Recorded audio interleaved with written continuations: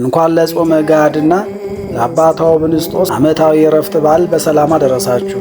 ቻናሉ አዲስ ስለሆነ ሁላችሁም በቅንነት ሰብስክራይብ አድርጋችሁ መጀመር፣ ቪዲዮ ላይክ ማድረግና ኮሜንት በማስቀመጥ ድጋፋችሁን ግለጹልኝ።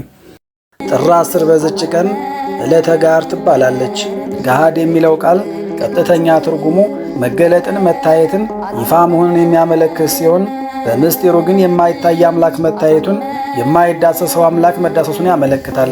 በሌላ አገላለጽም ወልደ እግዚአብሔር ከድንግል ማርያም ወላዲት አምላክ በተዋህዶ ሰው ከሆነ በኋላ ለ30 ዓመት ራሱን ሳይገልጥ ቆይቶ ነበርና በ30 ዓመቱ ራሱን ለእስራኤል በዚህ ሰሞን መግለጡን የምናስተውልበት በዓል ነው። ጾመ ገሃድን የሰሩት አባቶቻችን ቅዱሳን ሐዋርያት ሲሆኑ ያጸኑት ደግሞ ቅዱሳን ሊቃውንት አባቶቻችን ናቸው። የሚጾመውም ጥምቀት ከማክሰኞ እስከ ቅዳሜ ከዋለ በዋዜማው እስከ ምሽቱ 1 ሰዓት ድረስ ይጾማል። በዓለ ጥምቀተ ዕውር ሲሆን ደግሞ አርብን አዘክሮ በዕለተ ቅዳሜ ደግሞ ከጥሉላት ተከልክሎ መዋል ይገባል። በተመሳሳይ በዓለ ጥምቀት ሰኞ ቢውል አርብን አዘክሮ ቅዳሜና እሑድን ከጥሉላት ወይም ከሚያስገድፉ ምግቦች ተከልክሎ መዋል ይገባል። ዳግመኛም በዚች ቀን አባታ ወብንስጦስ ዘሲያት፣ ቅዱስ ኪማርያና ቅድስት ጠሚያኒ ዓመታዊ በዓላቸው ይታሰባል።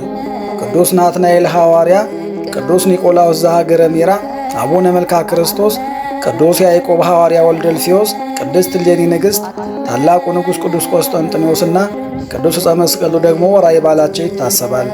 ለእግዚአብሔር ክብር ምስጋና ይሁን። እኛም ቅዱሳኑን አክብረን በስማቸው ምግባር ትሩፋት ፈጽመን በረከታቸው እንድንሳተፍ አምላከ ቅዱሳን ይርዳን። ስንክሳር ዘወርኃ ጥር 10 አንድ አምላክ በሆነ በአብ በወልድ በመንፈስ ቅዱስ ስም ጥር 10 በዚች ዕለት ምንም መብልን ሳይቀምሱ ምዕመናን ሁሉ እስከ ምሽት ይጾሙ ዘንድ ከኛ አስቀድመው የነበሩ ታላላቅ ሊቃውንት የቤተ ክርስቲያን መምህራን ሥርዓት ሰሩ። በምሽትም ቢሆን በታላቁ ጾም ከሚበላው በቀር ጥሉላትን እንዳይቀምሱ። በዚች ዕለት ምዕመናን እስከ ምሽት እንዲጾሙት ያዘዙበት ምክንያት ይህ ነው።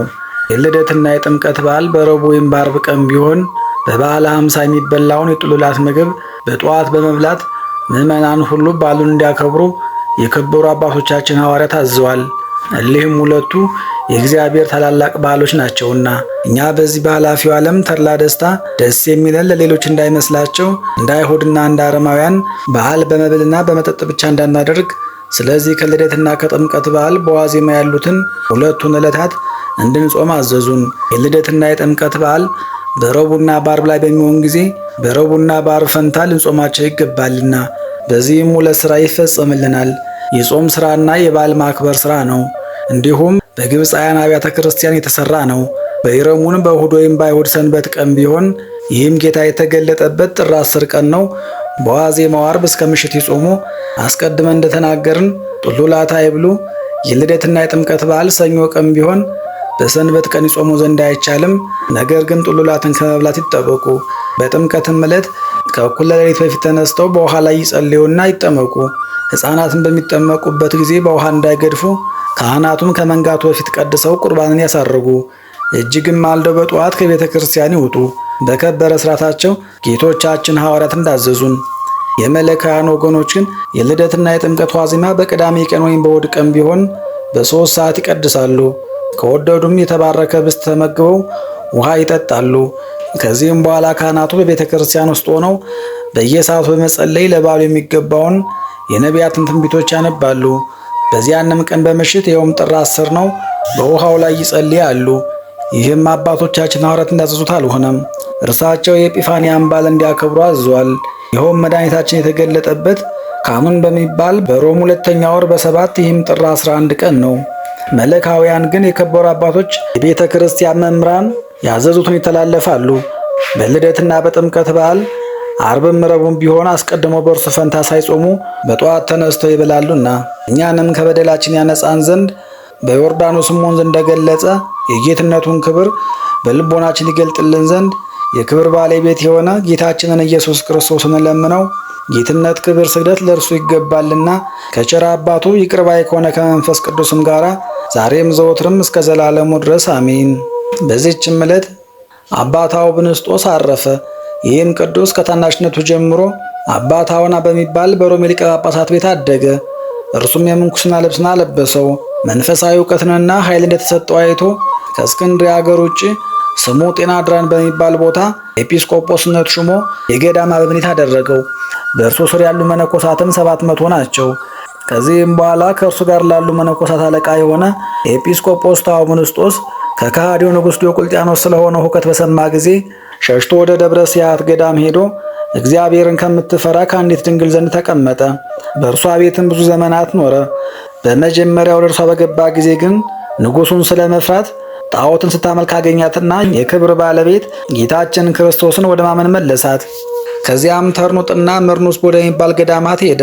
የአብያተ ክርስቲያናትን ወሬ ሰማ ዘንድ ፈልጎ በጾም በጸሎት ሌሊትን በመትጋት እያገለገለ በአንዲት ገዳም ውስጥ 2-3 ቀን ተሰውሮ ያድር ነበር። የመንፈስ ቅዱስም ጸጋ በላዩ እንዳደረ እግዚአብሔርም በእጆቹ ድንቆች ታምራቶችን እንዳደረገ ከወንበዴዎችና ከአመፀኞች ብዙዎችን መነኮሳትን አድርጎ ለክርስቶስ ወደ መገዛት እስከመለሳቸው ድረስ መነኮሳቱ ሁሉም መሰከሩለት። ከዚህም በኋላ ፈጽሞ ባረጀ ጊዜ የሚሞትበትን ቀን አወቀ። ልጆቹንም የክርስቶስ በሆነች በቀናች ሃይማኖት እንዲጸኑ ትእዛዙንም እንዲጠብቁ አስተማራቸው። ወዲያውም በሰላም አረፈ። ለእግዚአብሔር ምስጋና ይሁን። እኛንም በዚህ አባት ጸሎት ይማረን፣ በረከቱም ከኛ ጋር ትኑር ለዘላለሙ አሜን። በዚህችም ዕለት የሰማዕት ለጠሚያኒ የኪናሪያና የንግሥት በጥሪቃ መታሰቢያቸው ነው። በረከታቸውም ከኛ ጋር ትኑር ለእግዚአብሔር ምስጋና ይሁን ለዘላለሙ አሜን። ጌታ ሆይ ከብልጽግናቸው ብዛት የተነሳ ብዙ መባ ካገቡት ይልቅ የዳዊቱን አነስተኛ መባ እንደተቀበልክ ለሁል ጊዜ የሚያገለግሉ አላፍ መላእክትን እያሳሰብኩ በችግሬ ጊዜ የማቀርብልን ምስጋና ተቀበል።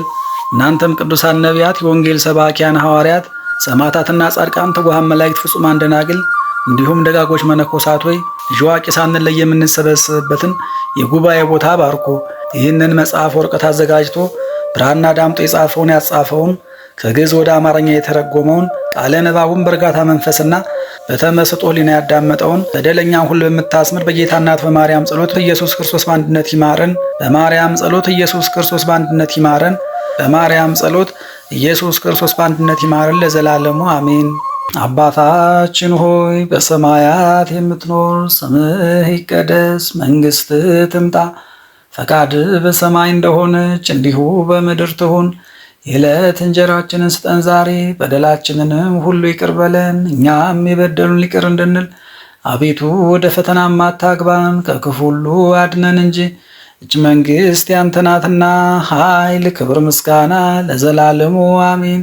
እመቤታችን ቅድስት ድንግል ማርያም ሆይ በመልአኩ በቅዱስ ገብርኤል ሰላምታ ሰላም እንልሻለን። በሐሳብሽ ድንግል ነሽ፣ በሥጋሽም ድንግል ነሽ። የአሸናፊ ልዑል እግዚአብሔር እናት ሆይ ሰላምታ ላንቺ ይገባሻል። ከሴቶች ሁሉ ተለይተሽ አንቺ የተባረክሽ ነሽ፣ የማኅፀንሽን ፍሬ ቡሩክ ነው። ጸጋን የተመላሽ ቅድስት ሆይ ደስ ይበልሽ፣ ልዑል እግዚአብሔር ከአንቺ ጋር ነውና ከተወደደው ልጅሽ ከጌታችን ከመድኃኒታችን ከኢየሱስ ክርስቶስ ዘንድ ይቅርታንና ምሕረትን ለምኝልን ኃጢአታችንንም ያስተሰርይልን ዘንድ ለዘላለሙ አሜን።